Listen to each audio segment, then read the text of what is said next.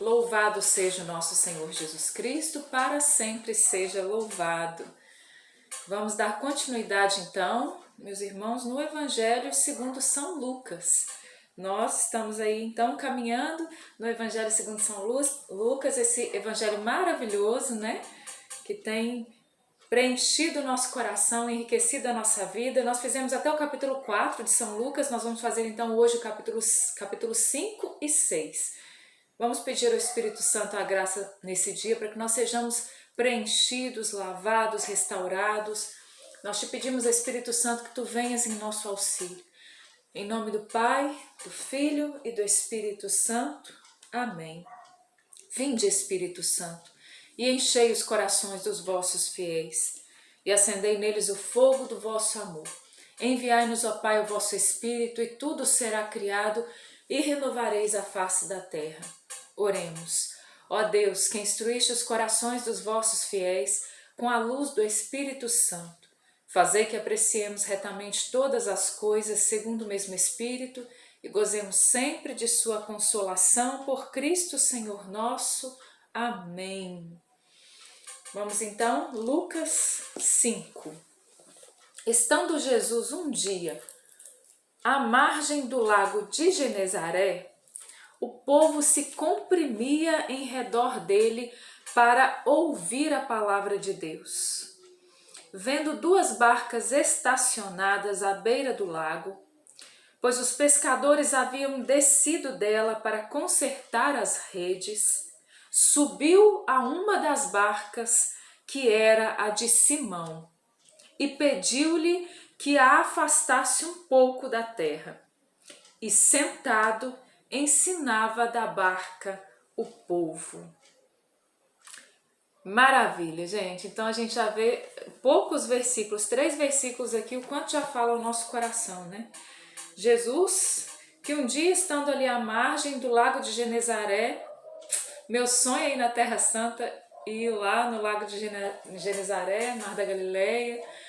Pensa no que foi isso, né? Jesus estava ali e a multidão o comprimia, porque a multidão desejava ouvir a palavra de Deus, né? Aquela palavra de Deus que saía limpa, né? Límpida dos lábios de Jesus, sendo ele a própria palavra de Deus encarnada. Ele vê duas barcas estacionadas à beira do lago. Lendo isso aqui, eu penso nas coincidências da nossa vida, né? Parece algo ao acaso. Ele está ali, ao acaso, naquele lugar. Tem duas barcas ali por acaso, e por acaso uma das barcas era de Pedro. Gente, as coisas de Deus não são por acaso. As coisas de Deus são providência. Providencialmente Jesus estava ali, por graça de Deus. Ele estava perto de duas barcas e uma dessas barcas era de Pedro. A igreja é a barca de Pedro. Esse Simão aqui é Pedro, né? Nós sabemos que Pedro era chamado Simão e Jesus muda então e diz que Simão, o quebradiço, se torna Pedro, pedra sobre a qual ele edifica a igreja. Então nós estamos na barca de Pedro, né? Nada é coincidência. Jesus sobe na barca de Pedro para pregar porque a multidão o comprimia? Não. Tudo é a providência de Deus regendo todas as coisas. E ele sobe a uma das barcas que era de Simão, a barca de Pedro, e pediu-lhe que a afastasse um pouco da terra. Por quê? Porque era grande a multidão. Então, estrategicamente, ele sobe na barca, se afasta para que ele possa pregar. Sentado da barca de Pedro, Jesus prega, né? Isso nos diz alguma coisa? Essa palavra que é anunciada da barca de Pedro, a palavra que está na barca de Pedro e que é anunciada da barca de Pedro. Maravilha, isso aqui dava um retiro, né? Mas nós não podemos fazer um retiro nesse momento. Quem sabe a gente faz um retiro online, hein? Tenho pensado nisso, da gente fazer talvez um retiro online pelo Instagram. Vamos pensar nisso, né? Não podemos fazer ainda pelo YouTube, porque a gente não tem 1000 inscritos. Mas a gente faz pelo Instagram. Subiu a uma das barcas, que era de Simão. Eu já li essa parte. Versículo 4. Quando acabou de falar, disse a Simão: faze-te ao largo Então Jesus pregou para a multidão e ao invés dele simplesmente descer daquela barca e ir embora, como ele não estava ali por coincidência, mas por graça de Deus, pela providência de Deus que rege todas as coisas, depois de ter pregado ao povo, ele diz então a Simão: faze-te ao largo e lançai as vossas redes para pescar. Alguns dias atrás, nós tivemos a grande graça de termos uma reunião online pelo Meet com o fundador da comunidade Mar Adentro, comunidade Mar Adentro. E o Dilben, que é o fundador da comunidade, um homem maravilhoso, gente, um homem maravilhoso. Pesquisa aí, comunidade Mar Adentro. Maravilha, uma maravilha de Deus. As novas comunidades, uma grande maravilha do Espírito Santo para os nossos tempos. Então, conversando com ele, ele dizia que justamente esse versículo foi o que ocasionou a fundação da comunidade Mar Adentro, né? Jesus que diz para Pedro: faze-te ao largo e lançai as vossas redes para pescar. Faze-te ao largo, mar adentro. Coloca-te, Pedro, mar adentro. Coloca-te, cristão, mar adentro. Coloca-te, você, coloque seu nome, mar adentro. Faze-te ao largo e lançai as vossas redes para pescar. Simão respondeu-lhe: Mestre, trabalhamos a noite inteira e nada apanhamos, mas por causa da tua palavra lançarei a rede. Feito isto, apanharam peixes em tanta quantidade que se lhes rompia. Eu pensei nisso, falei: Senhor, eles trabalharam a noite inteira, não apanharam nada, eles estavam ali consertando as redes. Chega um homem que era um mestre maravilhoso, barbudinho, pede para entrar na barca deles, começa a pegar da barca deles, depois diz: faze-te ao largo, e manda aqueles homens pescarem de novo. Eu pensei na nossa missão. Muitas vezes a missão não é fácil, a missão é muito árdua e nem sempre dá certo. Muitas coisas que nós fazemos pela missão não conseguem obter o resultado que nós gostaríamos de ter, né? O resultado que nós gostaríamos de obter com a missão.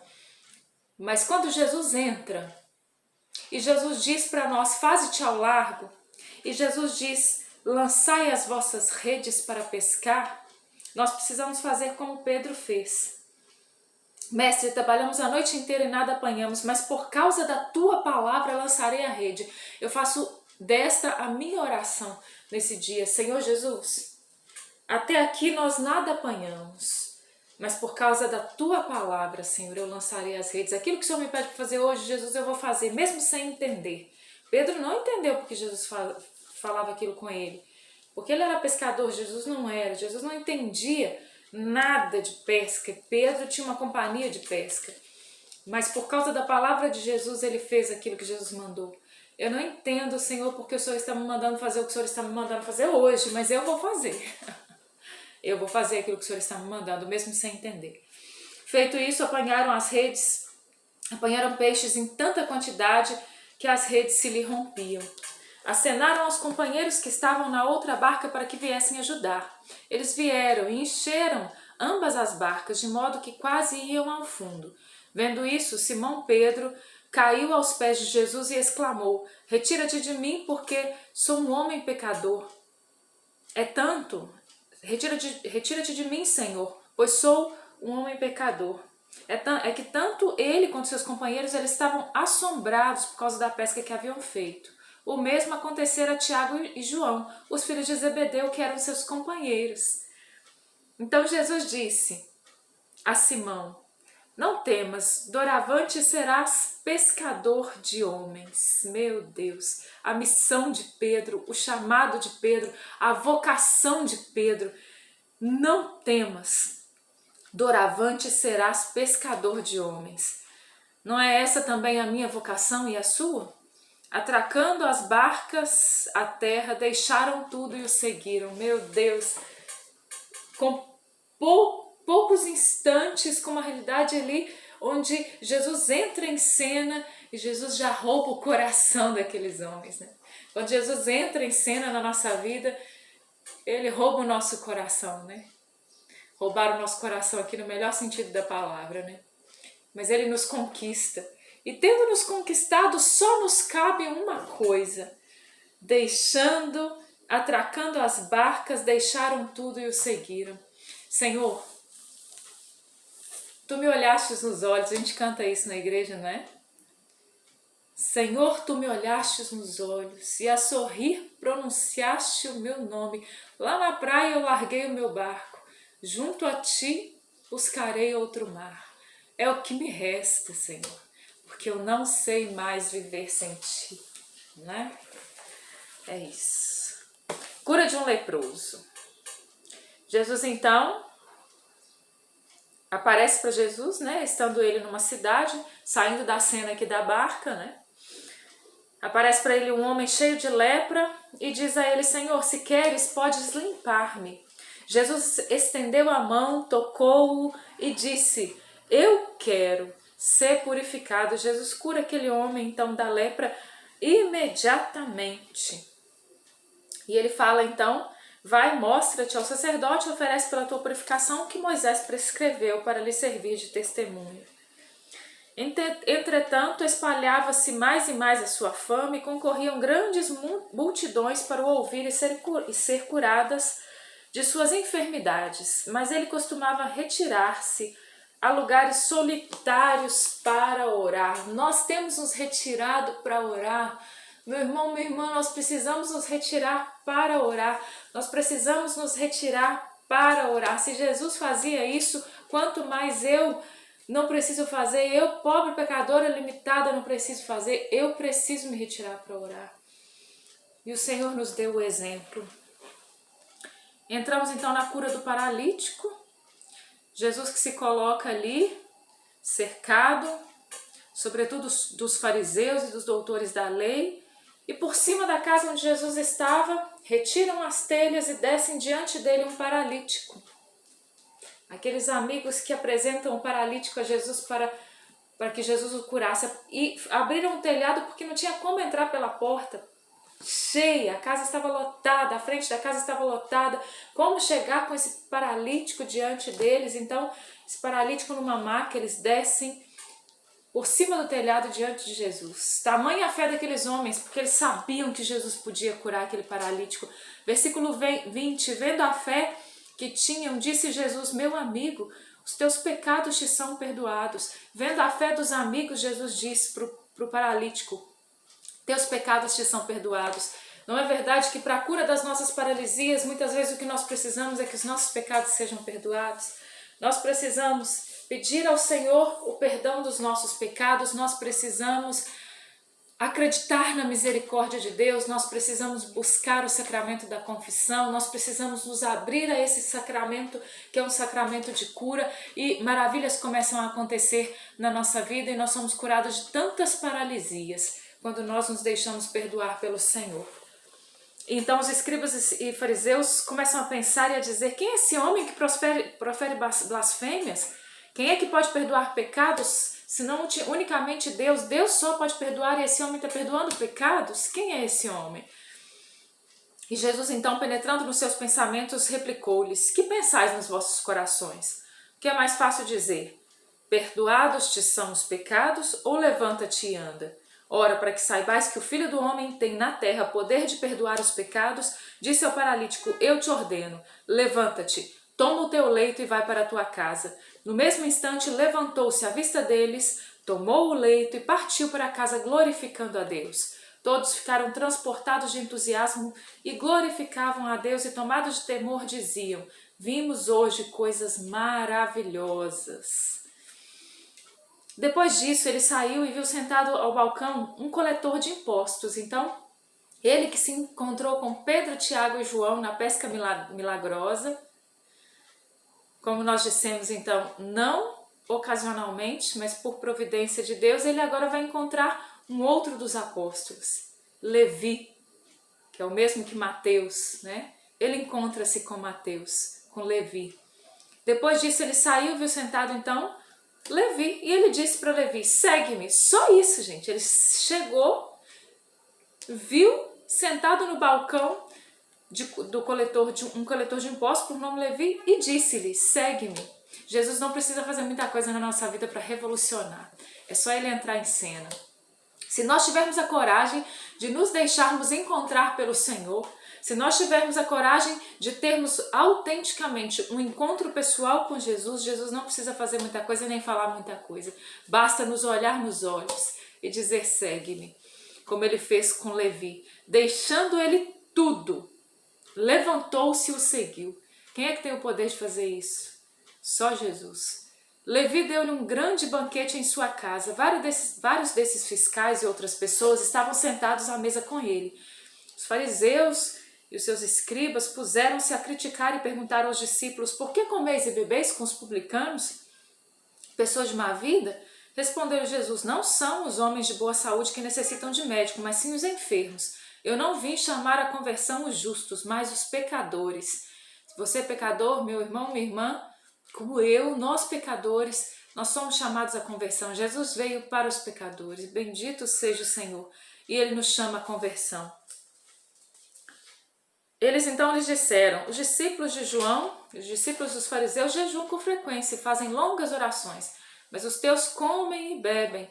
E Jesus responde, porventura podeis obrigar a jejuar os amigos do esposo enquanto o esposo está com eles? Virão dias em que o esposo lhes será tirado e jejuarão. E depois Jesus, então, a partir do 37 diz, não vamos continuar no 36, propôs-lhes também essa comparação, ninguém rasga um pedaço de roupa nova para remendar uma roupa velha, porque assim estragaria a roupa nova. Além disso, o remendo novo não assentaria bem na roupa velha. Também em vinho novo, ninguém põe vinho novo em odres velhos. Ao contrário, o vinho novo arrebentará os odres e entornarão os vinhos. E os odres se estragarão, mas o vinho novo deve-se pôr em odres novos, e assim ambos se conservam. Demais, ninguém que bebeu o vinho velho quer já do novo, porque diz, o vinho velho é melhor. Falando aqui da sua doutrina, para que nós possamos aceitar e acolher a doutrina de Jesus, nós precisamos ter esse coração novo, né? Esse coração renovado. Nós precisamos estar abertos àquilo que Jesus tem para fazer na nossa vida. Nós precisamos estar abertos para a verdade de Jesus que liberta. E aqueles escribas, fariseus, doutores da lei, eles não estavam, na grande maioria, abertos àquilo que Jesus tinha para apresentar. Por isso foi tão difícil para eles acolher o Messias. No capítulo 6, ele já entra falando das espigas colhidas no dia de sábado, e eles então ficam bravos porque os discípulos estavam ali colhendo junto com Jesus as espigas, né? Debulhando com a mão e comendo. E Jesus vem dizer que o Filho do Homem é Senhor também do sábado. E logo depois entra na cena da sinagoga, também num dia de sábado, onde Jesus cura o homem da mão seca. E Jesus então, ele pergunta para eles, né? Pergunto-vos se no sábado é permitido fazer o bem ou o mal, salvar a vida ou deixá-la perecer.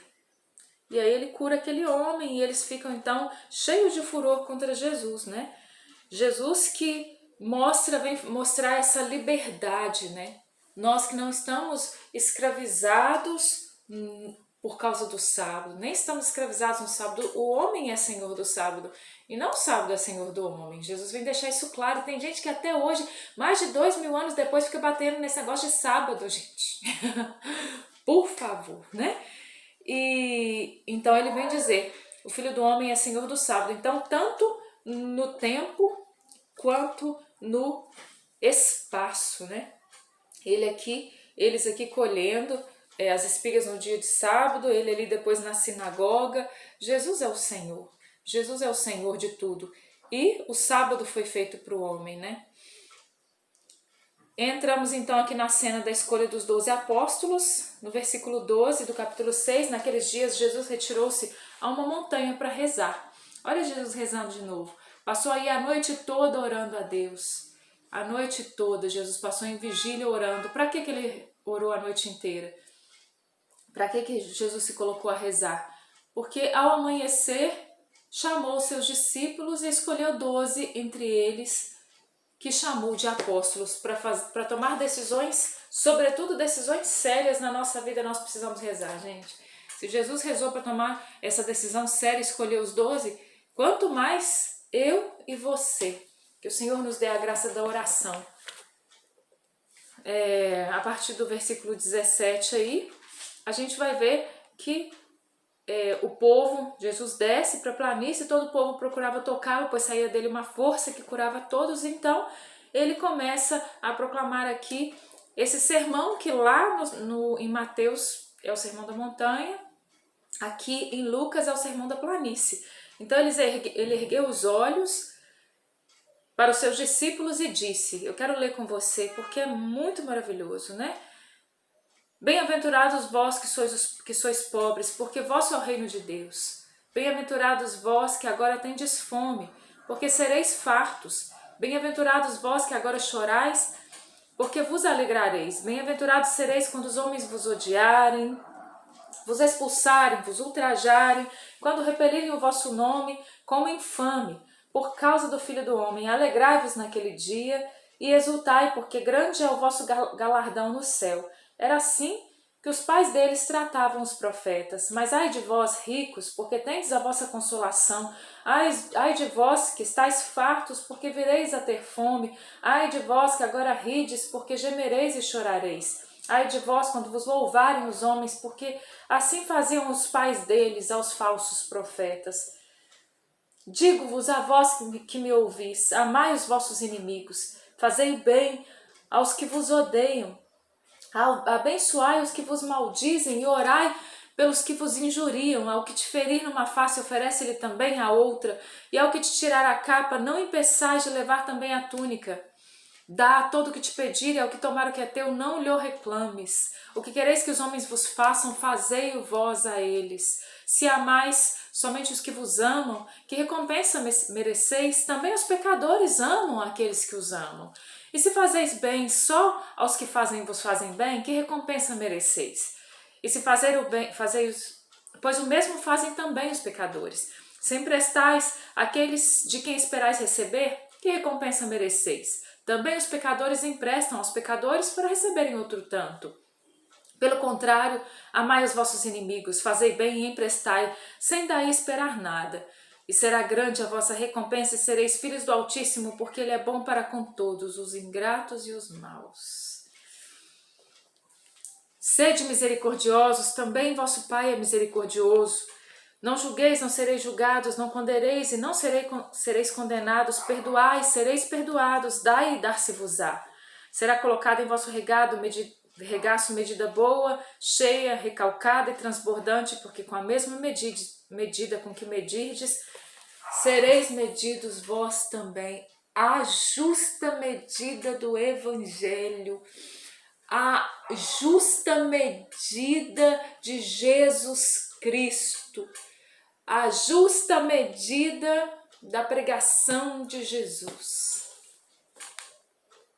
Hoje em dia a gente prega tanta coisa, mas aqui está o tesouro da pregação de Jesus, que nos desafia, que nos desinstala. Essa pregação diante da qual nós colocamos a nossa vida e dizemos, Senhor, eu preciso de conversão. Eu preciso de conversão, Senhor, eu preciso mudar o rumo da minha vida. Porque nos desafia, porque o Senhor diz, vocês na verdade estão vivendo como qualquer pecador, o que vocês têm feito de novo? O que vocês têm feito de diferente? Pergunta o Senhor para nós. Emprestar a quem pode te devolver, fazer bem a quem te faz bem, amar quem te ama. Também os pecadores fazem isso. E vocês que dizem me seguir, qual é a resposta? A resposta desafiadora que vocês têm dado para o mundo, qual o testemunho vocês têm dado para o mundo, nos desafia a palavra de Deus nesse dia. O que nós queremos? E onde está a verdadeira alegria? Onde está a verdadeira bem-aventurança? Não está naquilo que o mundo diz que está. Está na contramão, a verdadeira alegria. São Francisco de Assis, rogai por nós e faze-nos encontrar a verdadeira alegria que jorra do coração de Jesus, que está na contramão desse mundo. E ele continua nos desafiando, gente. Continua aí a partir do versículo 19, nos desafiando, propôs-lhe também essa comparação. Pode acaso um cego guiar outro cego? Não cairão ambos na cova? O discípulo não é superior ao mestre, mas todo discípulo perfeito será como seu mestre. Oh, meu Deus, nós precisamos ser como Jesus.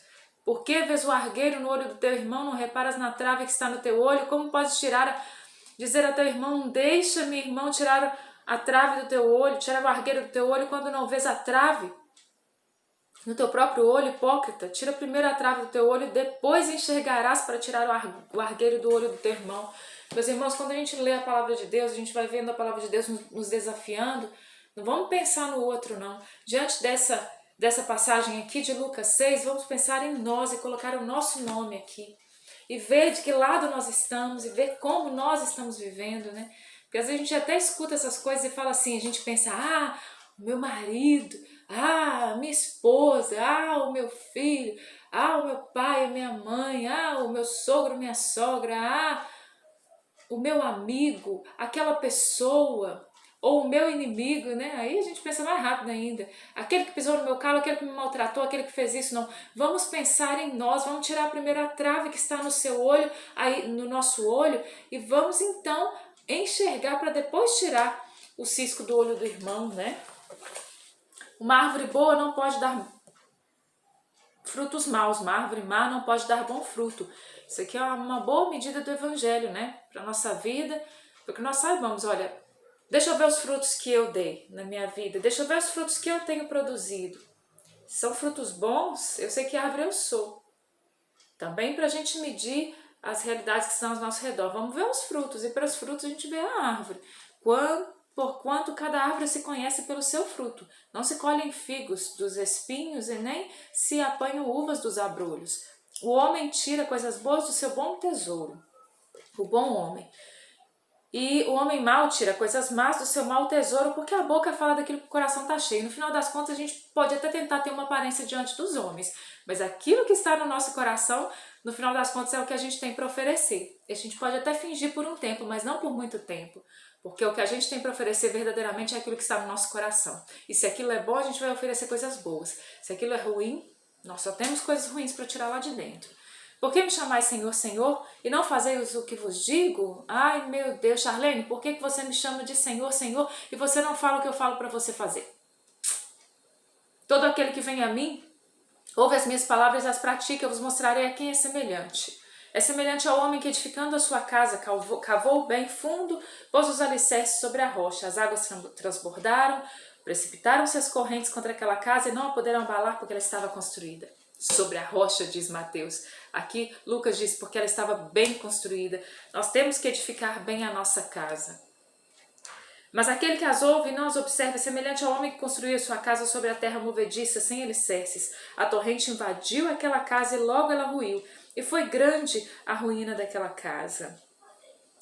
Todo aquele que vem a mim, ouve as minhas palavras e a pratica, é semelhante ao homem que edifica bem a sua casa.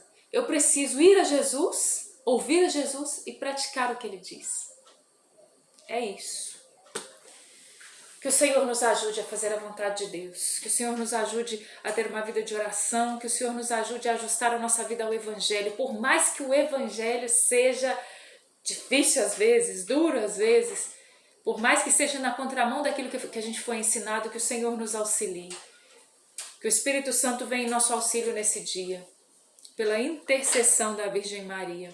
Ave Maria, cheia de graça, o Senhor é convosco, bendita sois vós entre as mulheres, bendito é o fruto do vosso ventre, Jesus. Santa Maria, Mãe de Deus, rogai por nós, pecadores, agora e na hora da nossa morte. Amém.